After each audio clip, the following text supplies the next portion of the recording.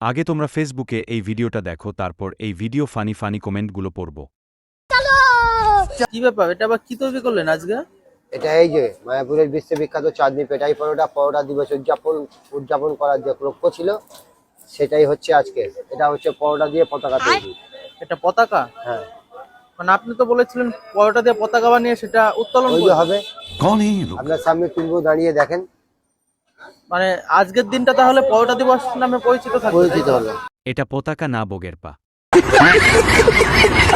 ওর বাবার কন্ডম আপনার দিবস কন্ডম পড়লে ওইসব দিন দেখতে হতো না। তোদেরকে এখানে রাখায় বেনাচাঁদে পাঠাতে হবে। তোদেরকে সরকারের কাছে আবেদন করছি, এদেরকে চাঁদের ব্যবসা করতে দাও।